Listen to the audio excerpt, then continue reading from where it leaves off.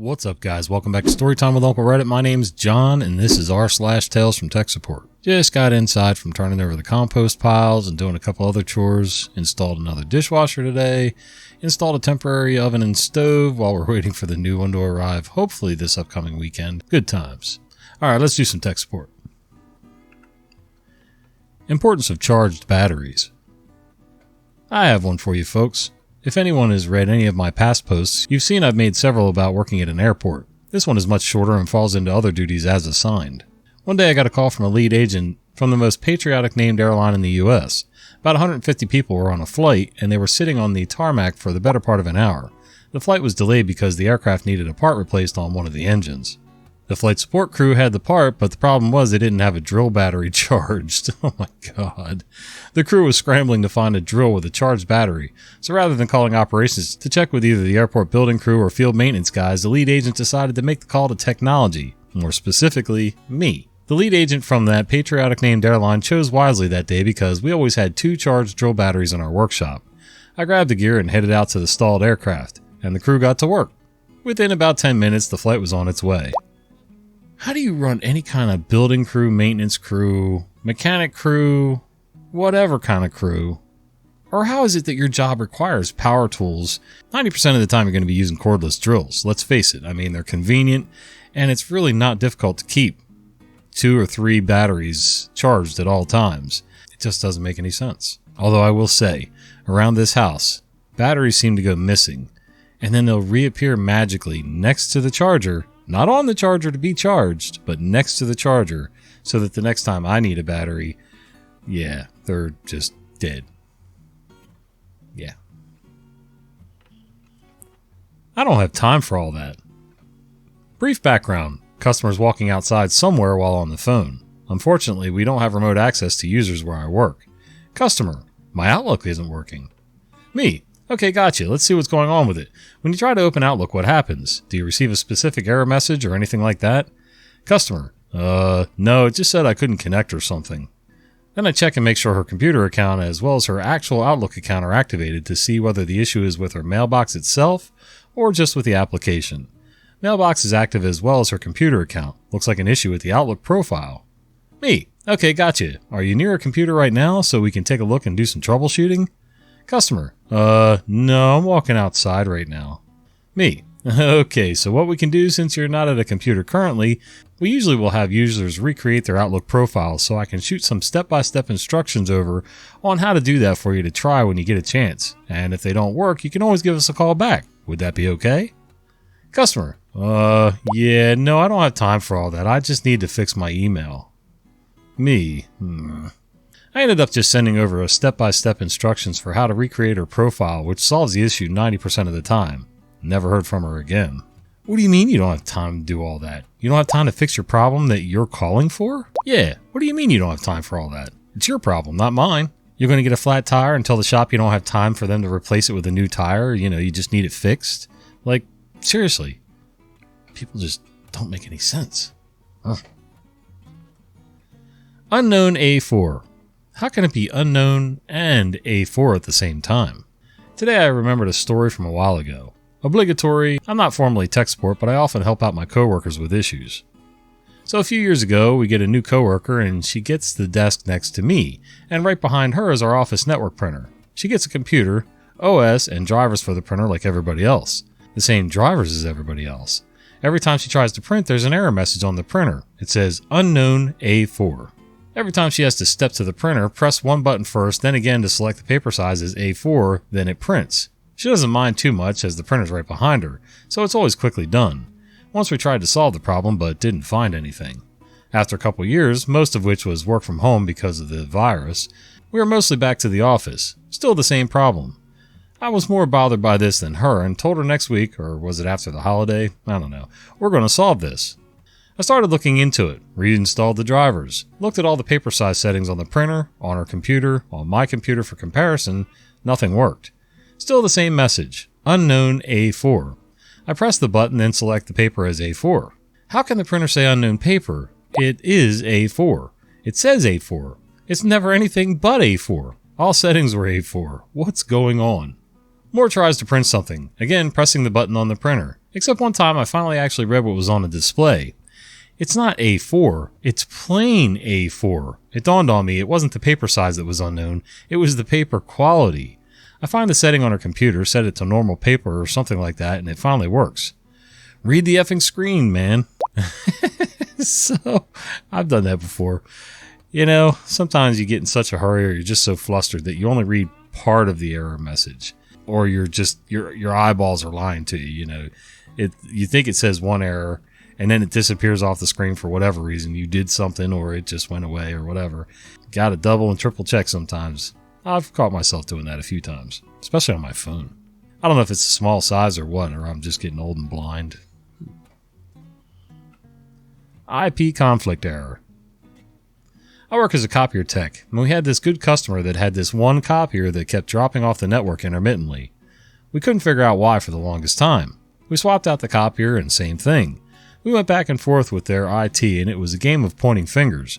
We get permission finally to change the IP address to test it for a week. Lo and behold, no problems. We got back on the phone with IT and put the copier back on the old IP address. We start talking and IT starts running a constant ping with MAC address lookup, and after about an hour he gets a ping from a different MAC address. He finally admitted that the problem was on their side and starts looking into the problem. Turns out they had a part-time worker with a VPN set up. They also used that computer to connect to another network and had set the IP address to the same IP as the copier.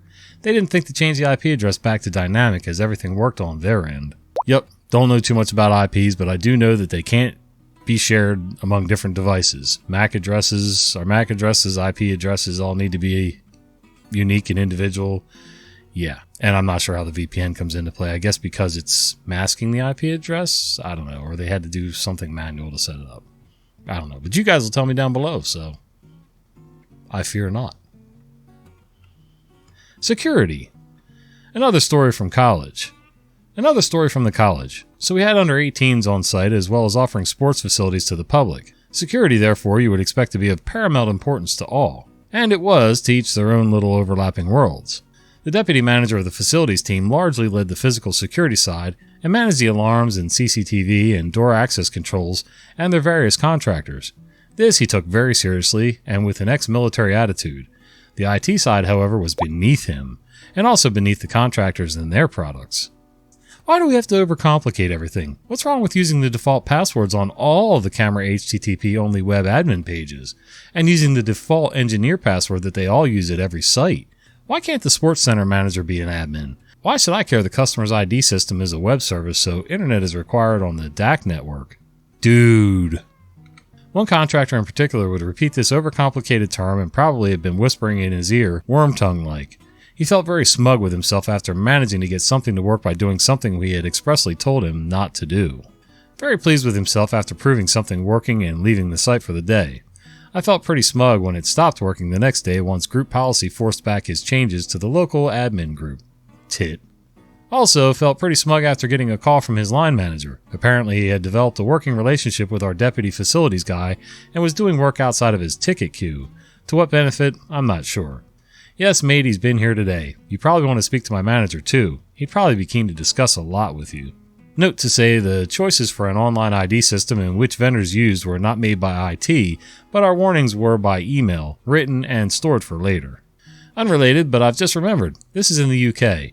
The sports center complained after maggots started raining on a customer. What? A pigeon had got in and died above the ceiling panels. Oh, jeez. A pigeon had got in and died above the ceiling panels. Senior management signed off on purchasing an air rifle for the facilities deputy to snipe them, for all the long-term good that would achieve. The sight of him wandering the college grounds the first time with a rifle was not one I was prepared for. At least it was during the holidays. So, I've used pellet rifles, air rifles before to take care of certain vermin. And the first thing you learn is, you don't shoot them where they're not going to fall. You either lure them to the ground and shoot them, or you shoot them on a beam or something that's exposed so that they kind of topple off, and then you can collect up the body and clean things up, tidy up a little bit. This guy obviously didn't have very good aim and merely wounded it so that it would just crawl up in the ceiling tiles and die. Not good for your school, not good for the students, and definitely not good for the animal that you're trying to dispatch. If you have to kill an animal, do it quick and accurately. Come on. Just had an unexpected call. Many years ago, I was called out to a new customer's house. He'd bought a laptop with Windows Vista pre-installed. This was a Toshiba, and you'd expect, despite all the shortcomings, that Vista would be okay. Tier 1 manufacturer, drivers all tested and up to date. No, not good enough. Customer had downgraded to XP with a pirated ISO, despite there being no downgrade path at the Toshiba support website. IOW, no XP drivers for this machine, and of course, it was vomiting errors and BSODs almost every day. This wasn't during the transitional period, it was well after Vista was introduced. Fix it, he said. I told him that I could try, but as there was no official downgrade path, I couldn't guarantee a positive result. He insisted, so off I went looking for drivers at Realtek, Intel, etc., and tried it with those. It seemed to work and was stable for a day or so. Then I had another call. Angry this time. It had effed up again, and it was all my fault, and he wouldn't be paying my bill until it was fixed. I told him he could either pay my bill and I would come and have another look at it, or he could find someone else to deal with it. You can guess the outcome. Not to worry, life goes on. Today, years later, he called me acting like we'd never met, and he wants me to come deal with some new problems. Initially, I agreed and made an appointment. But what I think I'll do is send him a text. Mr. XXX, I thought your name sounded familiar, so I went looking in my records. It seems that our last encounter resulted in a breakdown of professional trust. I don't think it's in my best interest to deal with you again. Best wishes, Old Gormsby. Too harsh? I really don't want to see him again, but it would be unprofessional to just ghost him. I'm not sure how else to say no. I've even got an old Vista Toshiba in storage, traded in by a customer. I fire it up once in a while and it's fine. I'll probably never ever use it again, but it works and doesn't throw BSODs. Update. I sent the text and put my phone in flight mode until COB. Oh, close of business. Ding dong. Within 30 seconds of 5 p.m., I had a text reply claiming, I don't remember. What was it about? Which I proceeded to ignore, and 20 minutes later a phone call which I also proceeded to ignore. Firing customers is fun. I don't know. If you're going to go through the trouble to text him and not ghost him, which I agree, it's better professionally to text him and get it out of the way and be upfront about it than to ghost him. But if you're going to go to all that trouble, I would let him know why. You know, you got this, when you first got this laptop, it crapped out on you, you refused to pay me, and you wanted it to do something that it really wasn't supposed to do. Ta-da! And as a side note, I really liked XP. Back in the day, that was my jam. When Vista came along, it's better than a lot of other stuff, like Windows Millennium Edition. Oh, never again on that one. I haven't even gone up to 11 yet, so we'll see how that goes soon. Pretty sure Microsoft is going to force us at some point. Using IT as a repo man. I worked at a small engineering firm for 8 years. The IT team consisted of 2 people, myself and our network guy. I had to wear many hats, sysadmin, end user support, and when my coworker was out, I was also the network guy. Along with my normal IT duties came the plethora of other jobs that were stretching the definition of IT related. The company let go of one of our PMs for being, well, consistently hammered, both at work and outside the office. A couple weeks later, I was called into the CFO's office, and our HR lady was there too. I was told that what was said should never leave this room, and I'm not going to use any names or the name of the company, so I think I'm good here. The PM who was let go had refused to return their computer and their company car. They wanted me and the CFO to go to their home and repo the items.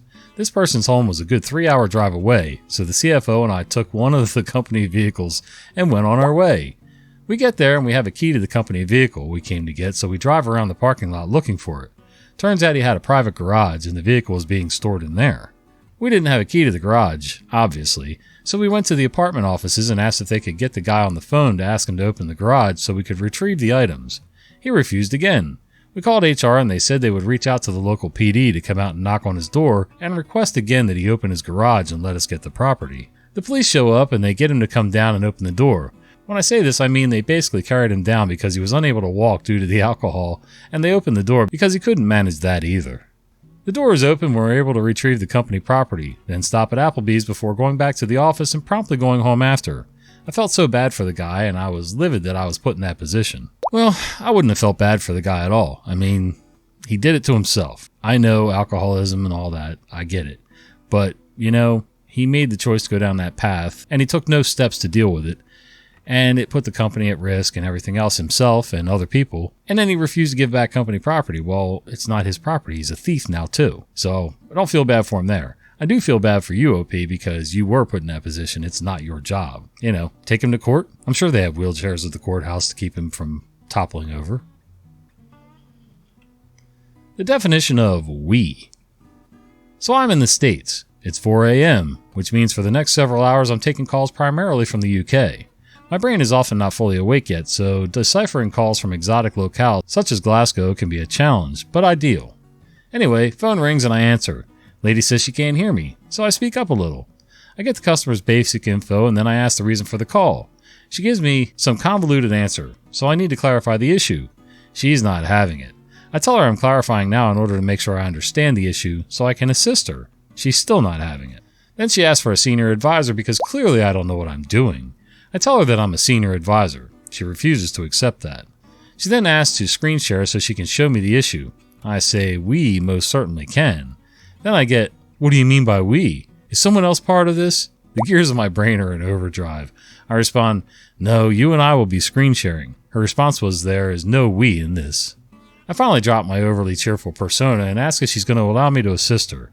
She then again challenges my role and knowledge, demands to be transferred to another senior advisor.